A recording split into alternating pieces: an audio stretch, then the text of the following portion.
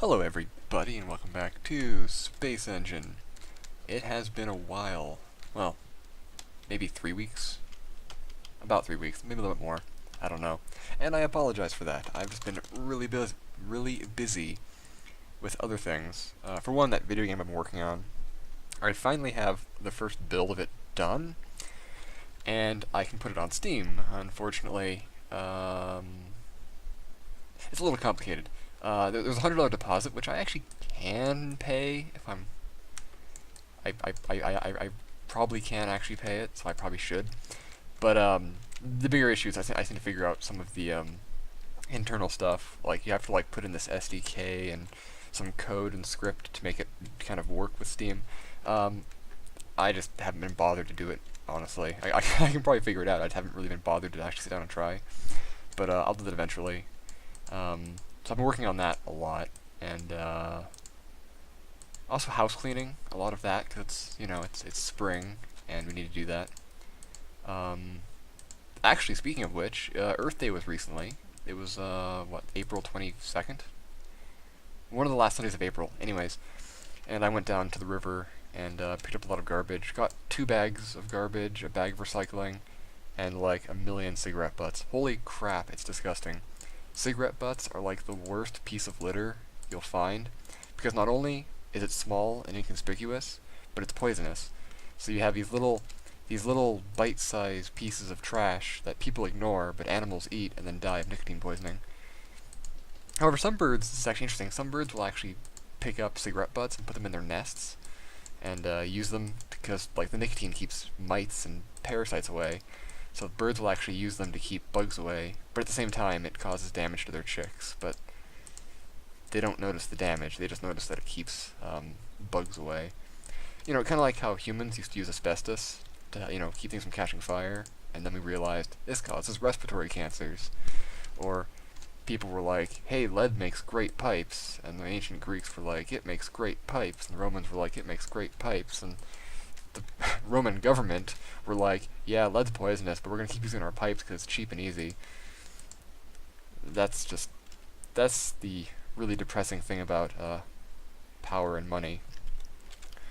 It's like they know it's bad, but they keep going with it because it's cheap. We have higher standards these days. At least most countries do. The United States is losing their standards, but that's just unfortunate. But it's not permanent, I don't think. This one doesn't have life, but this one does. I'm not going to talk politics because nobody wants to hear that. This is a nice little planet. What do we have going on here? Come on, game. I haven't reinstalled it yet. Abiogenesis. Atmosphere we're looking at here. It's a very complex atmosphere, which I guess makes sense for... how old is this planet? It is... out of the way. Age. 854.653 10 to the power of 6 years. Now, off the top of my head, I cannot determine... Actually, wait. It's old enough.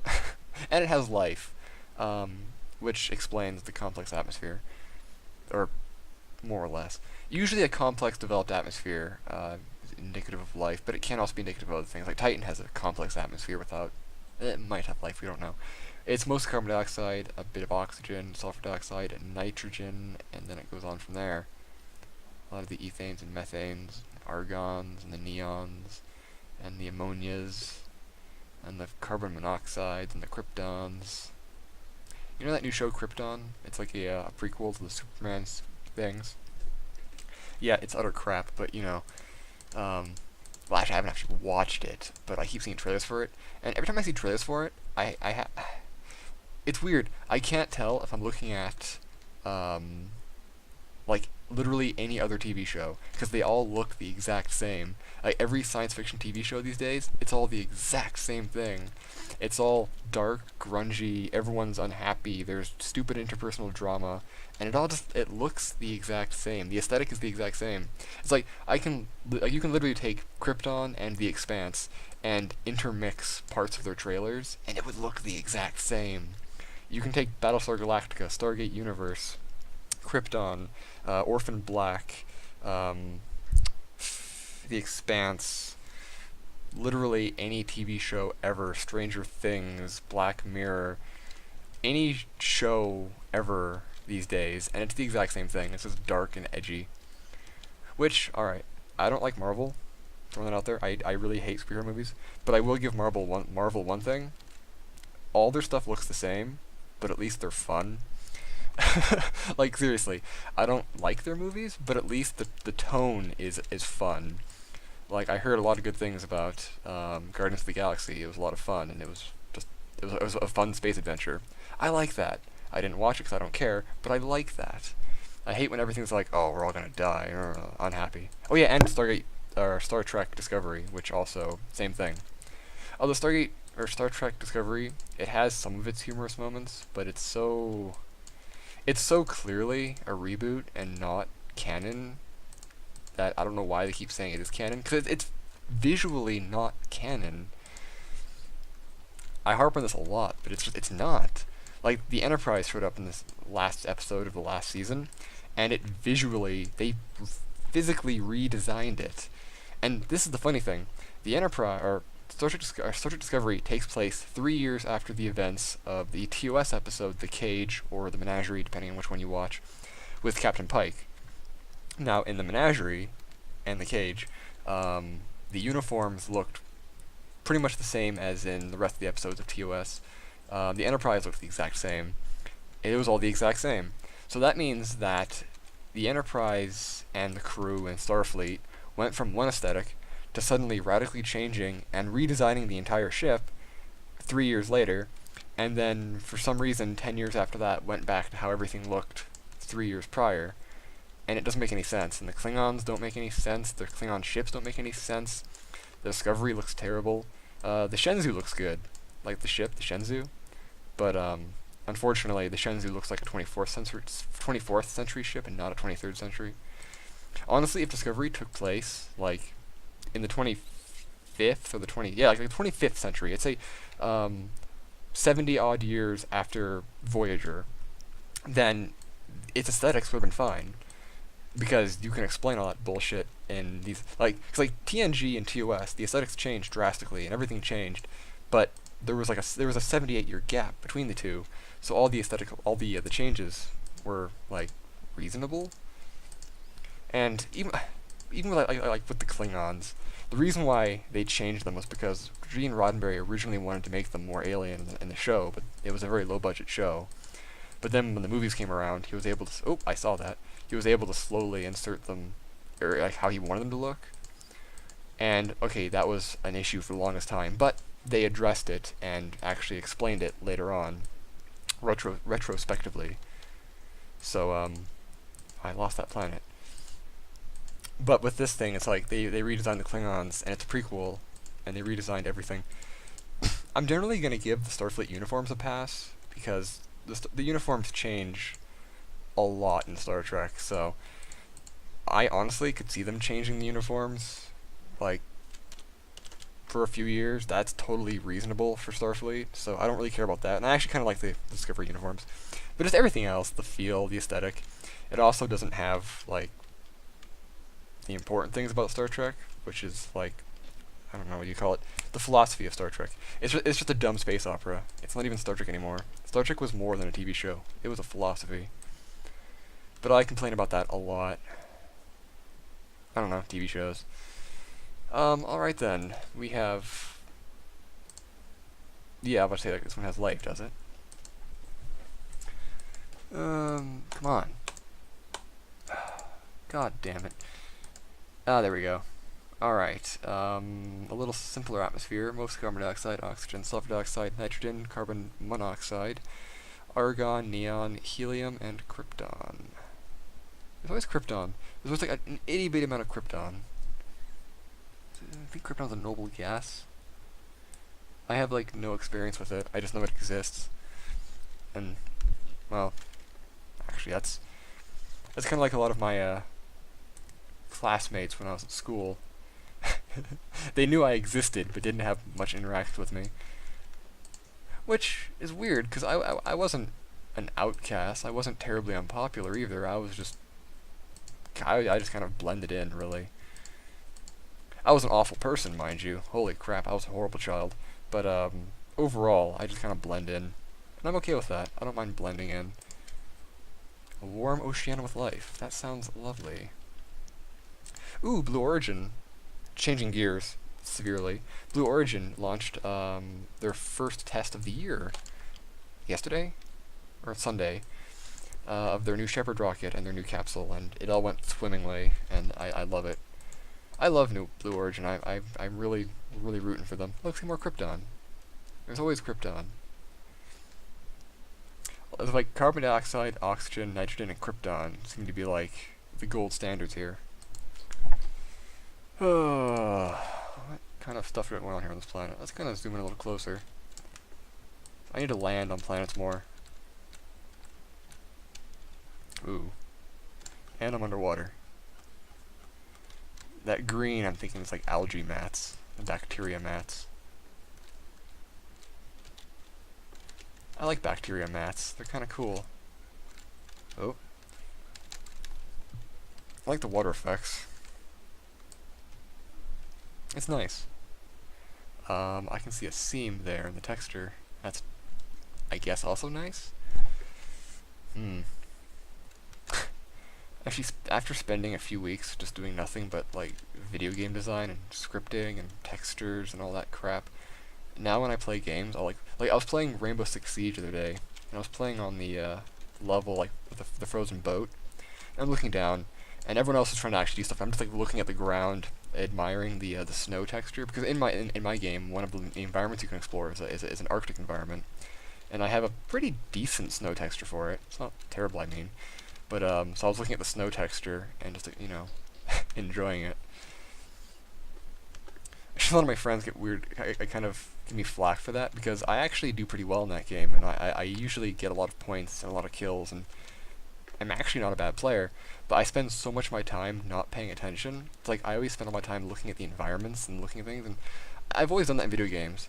It's like, playing, Payday 2 with me is a real chore, because in this one level, it was a museum, and I spent the entire, while everyone else was doing stuff, I was actually walking around looking at all the museum pieces, just to see, you know, how well they were made, and just enjoy them, because somebody put a lot of time and effort into these set pieces that nobody pays attention to, but after you've spent your time building set pieces in a game, and working tirelessly for a stupid little detail in like a terrain generation or a texture, you really start to appreciate it. So, that's always fun. Let's go to this moon. It's a warm Selena. I've also been doing some stuff in the world of aerospace. I'm pretty sure I'm not going to be able to launch my Rayon 1 balloon this year again, because I just can't get the funding. However, the other one, the Star balloon, I can do that whenever. And it's cheaper too, so whenever I can afford it, I'll totally launch that one. And I'm thinking of actually just compressing it into like 3 different balloons in one, so actually it's going to test out a rotor system and all that. It's going to be a real risk, but it might be hilarious, you never know. Either way, I'll get Rayon 1 funded eventually. I spent like 2 weeks sending out inquiries to people for funding opportunities or sponsorships, and got nothing. And my Kickstarter, or my GoFundMe has got nothing. And I don't blame anyone for it. There's no reason for anyone to believe or trust that I'm actually going to do anything. I need to actually accomplish something first before I'm disoriented, before I can actually like get money. So I need to work on that. Where the hell is the sun? Is that it over there? No, that can't be it. Those aren't bright enough to be a sun. It is a star. What the hell? Oh, the bloom was off. Okay. But yeah, so that's happening still. I was doing some 3D design for the rockets too, and yeah. I figured them out. Peroxide rockets and all. Yeah, let's get out of the star system. I also have another project I want to work on. It's much cheaper and simpler, but has a higher chance of causing me bodily injury, which is kind of hilarious. But I'll see what I can do with that eventually. Because I was thinking there, again, most of my projects just happen when I'm just sitting there staring at a wall and I have a thought. Like the Rayon 1 balloon, because I was just sitting on like Twitter at 3 in the morning, and I was drinking tea, and I was just thinking to myself, you know, it'd be kind of funny if you sent a balloon up through a thunderstorm. Like, that would look cool. And then I thought, you know what, I want to do that. And then I actually developed something for it that actually had reasonable research goals. Then the other day, I was sitting there and I was watching something, and they made big paper airplanes. And I was like, didn't they once make a really, really big paper airplane and drop it from a helicopter? So I looked it up, and they did. And then I thought, has anyone tried to ride a paper airplane before? And I couldn't find anyone reasonably doing it. And then I thought, what are some of the rules and regulations in Canada regarding these things? So I contacted Transport Canada. They still haven't gotten back to me, but I was looking through a lot of their stuff. And it's like, hand gliders. Literally no regulation. You don't need a license, you don't need training, you just hand glide. Ultralights, you need a permit, but anything below that, you don't. So I thought, if you can make a big enough aluminum frame and put like a corrugated paper in it, and a crossbar that you can control, and then you could literally just make a small paper plane hand glider that you can glide down a hill with, so you know. And then of course I was like, oh crap, so I had to write that down as an idea for something to do. Because, let's face it, it's hilarious. So I kind of want to do that now. Nothing too severe. I'm thinking just like glide down a hill, like 100 meters, something like that. A few meters off the ground. Just enough that I can say I rode a paper airplane, but reducing the risk of killing myself, basically. Because I don't want to die, or injure myself, really. My biggest thing with that was, I don't want to be in a way that if I hit the ground too hard, it would like compress my spine. Because that really, really does scare me. Like, legitimately, spine injuries terrify me. Ah, there we go. So, and I actually once hurt my lower back, on a trampoline when I was younger. And in all intents and purposes, I probably should have gone to the hospital and at least gotten an x-ray just to make sure, because it hurt for, I don't know, a week, and I couldn't jump, or, like, I couldn't jump for, like, 2 months, because anytime I'd, like, try to jump, my lower back would hurt. So I suspected that I actually compressed something and did some damage, but, I'm not paralyzed, so I guess I'm okay. I have a bit of a sciatic issue on my left leg, so that may or may not be related, I'm not sure. But, I don't know. Yeah. So I was actually thinking about this, and it's like, how can I put myself in this vehicle without killing myself? My first thought was like a sitting down or lying down kind of pose, but I was like, no, I don't want to do that. It's too complicated. Then I thought, well, I could do like a standing pose, and I thought, no, a standing pose, if you hit the ground too hard, your back dies. But I had an idea for literally just kind of like a combination of the two, where you just like have a crossbar and you run and you jump and you put your feet on the crossbar and kind of lean back, and then you just use your weight to control it, and then you put like springy wheels on the crossbar, so if you hit the ground, the force goes into your legs and not your back. I don't know, we'll see how it happens. I was just wondering, and I thought, I want to do that. So on that note, if you want to help me build a giant paper airplane, I'll leave my program's dedicated PayPal in the description below. If I can get, like, literally, if every one of my subscribers sent me just like $1, I could be able to like pay for not only my Rayon 1 balloon, but for the balloon, my radio telescope, and the paper airplane all at the same time. But my videos get an average of like 100 views, so I don't know. I have a lot of subscribers, very few viewers, but the viewers I do have are very loyal, and I love you guys for that. Guys and gals, all of yous. Anyways, that'll just be there. I might take out an ad in the newspaper. Just be like, send me $1. Just like $1 or a penny. I don't care. I just need some way to crowdfund my dumb projects, and then when I show something works, I can use that as a publicity thing to then do better things. Because like that's all the paper airplane would be, literally just publicity. It serves no purpose beyond that, and maybe being able to say I wrote a paper airplane. But the actual like interesting and useful ones, like the Rayon 1 balloon, the Star balloon, my radio telescope, like the actual research-oriented ones that are actually like feasible, those could be down the road paid for using funds that I acquire after getting the attention by doing the dumb, stupid stunt, basically. It's like you do one small thing to get people attention, and then you basically play off that to show people that you actually will do interesting things. Because I really do not like asking for money. I do not feel that anything I do is worth money. I used to draw and make money off it, but very little, and I would always like really, really undercharge because I did not feel comfortable getting large sums of money for anything I did. And even my game, I originally wanted to make it free, like just a free thing, but I put enough work into it that it's like, oh, I have to get some return. So I'm gonna make it $1.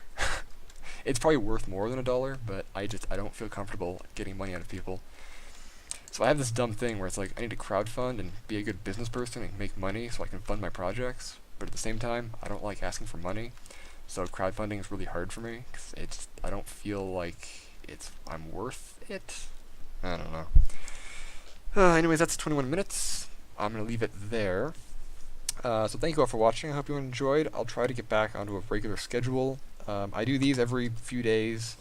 Have ideas for me to go, tell me where to go, topics to talk about, let me know. Want to say hi? Say hi. I don't know. I read every single comment that's posted, literally every single comment, because there aren't a lot of them. But yes, thank you all for watching. I hope you enjoyed, and space.